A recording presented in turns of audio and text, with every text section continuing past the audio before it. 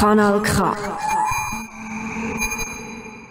Crise post-électorale en Côte d'Ivoire, nous en parlons également avec deux invités de cette émission Frédéric de l'Afrique. Et en premier, nous accueillons en ligne depuis Vienne en Autriche, Dr Yves Kouyamaïzo, coordinateur de CVU Togo Diaspora, collectif pour la vérité des urnes. Dr Yves Kouyamaïzo, bonsoir. Bonsoir, Monsieur Amos. Dr Yves Kouyamaïzo, merci encore une fois de votre disponibilité. Selon les résultats proclamés par la Commission électorale indépendante en Côte d'Ivoire, Alassane Ouattara a obtenu 94,27% des suffrages. En réponse, l'opposition ivoirienne, qui conteste cette victoire, a formé rapidement un conseil national de transition avec à sa tête Henri Konan Bédié. Alors, Dr Yves Kouyamaïzo, que vous inspirent les élections en Côte d'Ivoire et dans les pays anciennes colonies françaises en général? Merci pour l'invitation et mes salutations à vos auditeurs. Les élections en Côte d'Ivoire suivent le même schéma dans la plupart des pays francophones où la France a de nombreux intérêts militaires, économiques, culturels, etc. Il s'agit de s'assurer que ceux qui seront au pouvoir dans les pays africains francophones ne remettront pas en cause les intérêts français ou changeront de partenaires stratégiques, notamment chinois ou même au sein de l'Union européenne. La démocratie de façade et les élections de la contre-vérité des urnes qui s'en suivent dans les pays africains ne sont que les conséquences des nombreuses influences des pouvoirs internes ou externes à l'Afrique et qui souhaitent le maintien du statu quo. Ces pouvoirs, vous les retrouvez au niveau militaire, au niveau ésotérique et bien sûr au niveau économique et financier.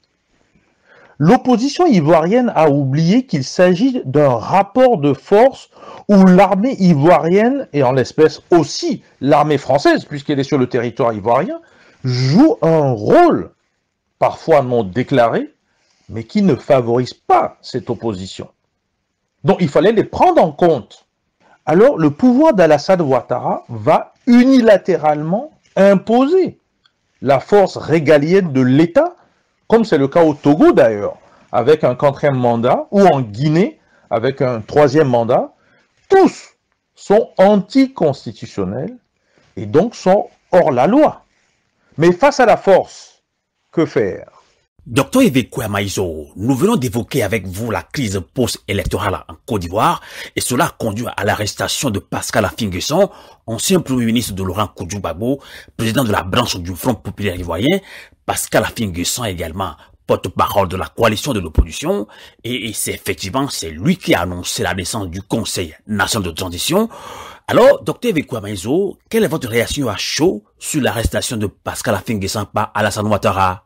En absence de plan B de la part de l'opposition ivoirienne et sans avoir étudié les mesures de rétorsion des pouvoirs en place au Togo et au Gabon contre les candidats malheureux à une élection présidentielle contestée, pour ne citer que ces deux cas, il fallait s'y attendre de ce qui se passe en Côte d'Ivoire.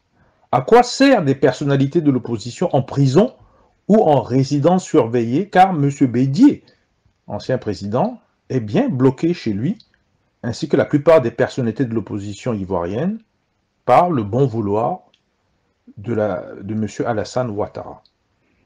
Paradoxalement, la prise en otage de M. N'Guesson va servir de monnaie d'échange dans des négociations entre le pouvoir contesté d'Alassane Ouattara et, paradoxalement, pas les oppositions, mais des organisations internationales, régionales, africaines, qui vont se contenter de s'atteler à libérer les prisonniers politiques contre le maintien du statu quo, c'est-à-dire Alassane Ouattara. Décidément, la stratégie choisie qui sous-estime les appuis des militaires venant d'autres pays pour mater ou contrôler les populations en Côte d'Ivoire est un problème. De plus, l'armée française a une base en Côte d'Ivoire et quadrille le pays avec des moyens modernes, satellitaires ou drones. Personne ne pouvait se cacher dans les pays où la France est présente en Afrique. Il suffit de se rappeler le cas de la Libye. Et l'armée ivoirienne, grassement payée par le pouvoir en place, elle s'est alignée corps et âme pour le maintien au pouvoir de ses propres privilèges et par définition de celui qui le leur fournit. Comment voulez-vous que la stratégie choisie par l'opposition qui exclut ces deux éléments du rapport de force, c'est-à-dire les militaires, l'armée française pour être précis et l'armée des pays africains voisins, comment peut-on alors proposer des solutions d'alternance, de Conseil national de transition, si ces deux éléments du rapport de force ne sont pas du côté de l'opposition? Il y a donc bien eu quand même une erreur de stratégie et la sortie risque d'être à l'image de ce qui s'est passé soit au Togo, soit au Gabon. Bien sûr, cette stratégie de sortie de crise peut être totalement différente si le peuple ivoirien en décide autrement. L'opposition ivoirienne estime que le troisième mandat présidentiel unilatéralement imposé par Alassane Ouattara est anticonstitutionnel. De son côté, le parti politique d'Alassane Ouattara, le RHDP, estime que l'acte posé par l'opposition ivoirienne, notamment le Conseil national de transition, est également anticonstitutionnel. Qu'en pensez-vous, Dr Yves Koya-Maïso? Il s'agit d'un dialogue de sourds, selon l'interprétation que chacun fait de la Constitution ivoirienne, qui lui sert de référence. Si vous êtes dans l'opposition, mais bien sûr que l'ancienne Constitution ivoirienne ne permet pas à Alassane Ouattara de faire un troisième mandat. Si vous vous mettez du côté d'Alassane Ouattara, bien sûr qu'en changeant la Constitution, il s'est proposé pour pouvoir aller à un troisième mandat. Donc il s'agit d'un problème d'interprétation.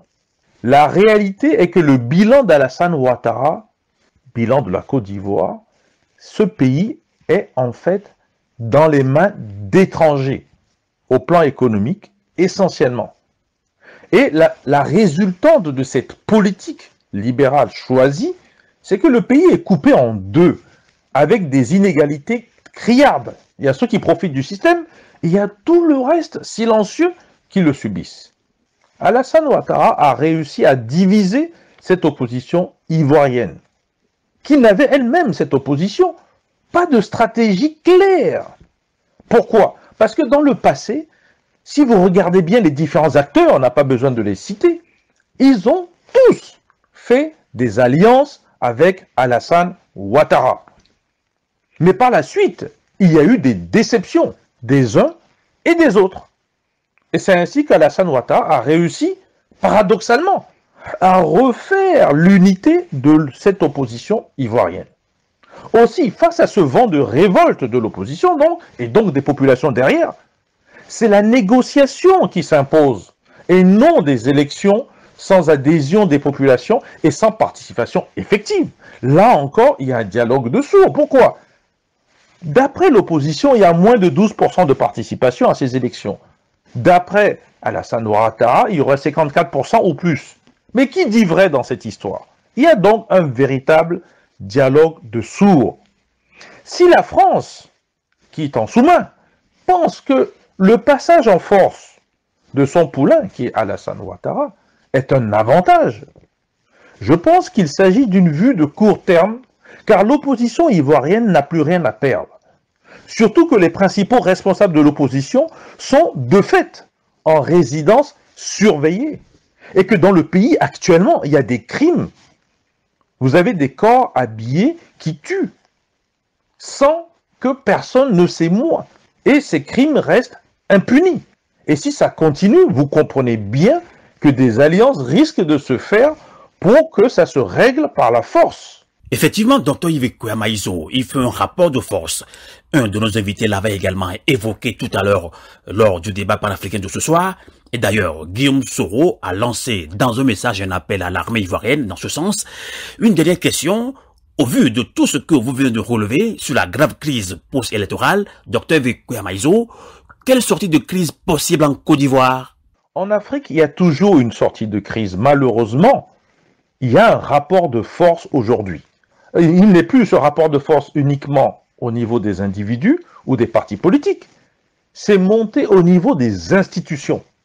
Donc la solution passe par une médiation. Mais cette médiation en Côte d'Ivoire ne peut pas être celle de la CEDEAO.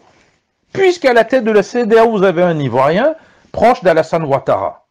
Ça ne peut pas vraiment passer par l'Union africaine non plus, puisque l'Union africaine s'aligne sur la CEDEAO ou bien sur les pays occidentaux, pour ne pas dire la France. Donc il reste à peu près l'ONU. Mais l'ONU, si vous vous rappelez l'ONU, ce qui s'est passé en Côte d'Ivoire, l'ONU a fermé les yeux quand on a bombardé la présidence ivoirienne dans laquelle se trouvait monsieur Laurent Gbagbo. Donc il faudrait que ces trois institutions, ou d'autres, notamment en dehors peut-être de l'Afrique, puissent trouver un consensus auprès autant d'Alassane Ouattara que des représentants de l'opposition et du Conseil national de transition. Mais ce n'est pas ce que veut Alassane Ouattara aujourd'hui. Mais je maintiens, la solution passe par une médiation, une négociation. Et il faut, si ces institutions, CEDEAO, Union africaine, ONU ou autres, doivent jouer un rôle, alors il faudrait que le choix des personnalités se fasse sur la base d'un accord. Et l'agenda, les sujets de discussion doivent aussi être proposés et acceptés par les deux parties.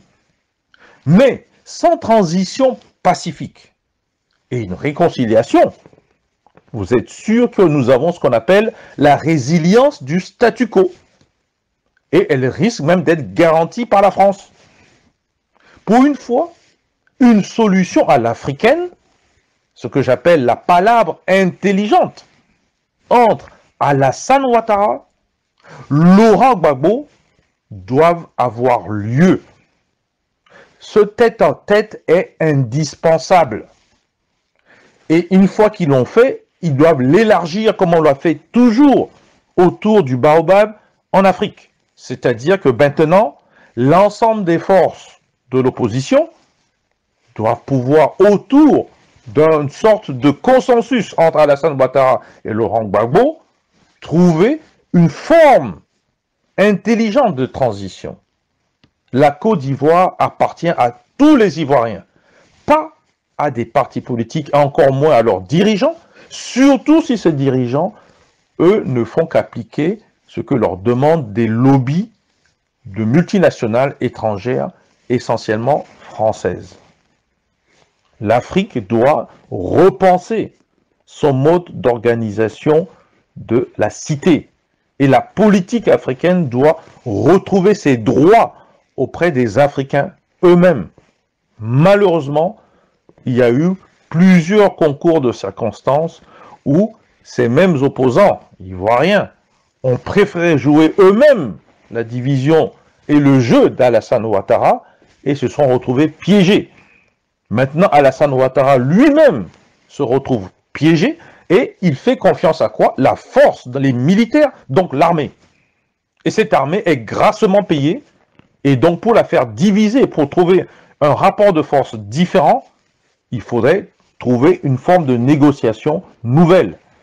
Et ce n'est pas évident que même si cela se fait, la France qui est sur le territoire, pour ne pas dire pour certains, occupe une partie du territoire ivoirien, pourrait accepter de quitter ce territoire qui n'est pas le sien. Je vous remercie. C'est nous qui vous remercions, Dr Yves Kouamaïso. Je rappelle que vous êtes coordinateur de CVU Togo Diaspora, collectif pour la vérité des UD. Bonsoir. Radio à vous l'été, l'esprit patriotique.